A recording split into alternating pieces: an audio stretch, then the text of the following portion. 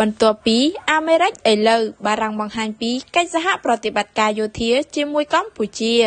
ស្ថានទូតបារាំងប្រចាំកម្ពុជាបានឲ្យដឹងនៅថ្ងៃទី2 ខែតុលានេះថា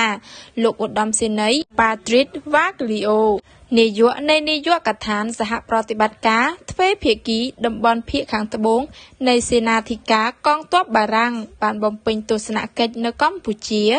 លោកបានពិភាក្សាការងារជាមួយឯកឧត្តមផាតពិបុលសុភ័ក្រនាយកនៃនាយកដ្ឋានទាក់ទងអន្តរជាតិនៃក្រសួងការពារជាតិនិងឯកឧត្តមសែមរតនាអគ្គនាយកស្ដីទីមជ្ឈមណ្ឌលជាតិរក្សាសន្តិភាព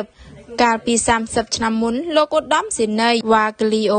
បានបំពេញបេសកកម្មសហប្រតិបត្តិការនៅក្នុងជួរយោធាជំនាន់ទី1នៃសាលានីតិហ៊ានសកម្មថ្មាតពងក្នុងឱកាសដំណើរទស្សនកិច្ចនេះលោកបានជួបជាមួយយោធាចារដែលបានបំពេញការងារកាលពី30ឆ្នាំមុនក៏ដូចជាអតីតសិស្សនីតិហ៊ានរបស់គាត់ដែលមួយចំនួនបច្ចុប្បន្នជាឧត្តមសេនីយ៍បម្រើការងារក្នុងជួរកងយោ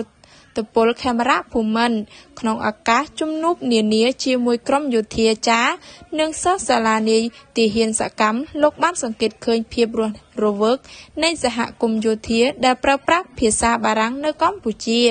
អស់រយៈពេល30ឆ្នាំមកហើយនាយកដ្ឋានសហប្រតិបត្តិការផ្នែកសន្តិសុខនិងការពារផ្ដល់ការគាំទ្រដល់ការបណ្ដុះបណ្ដាលនាយទាហានការត្រៀមរៀបចំកងមួកខៀវកម្ពុជាសម្រាប់ប្រតិបត្តិការរក្សាសន្តិភាពនិងការបង្រៀនភាសាបារាំងនៅក្នុងយោធានៅកម្ពុជានេះជាការបញ្ជាក់បន្ថែមពីស្ថានទូតបារាំង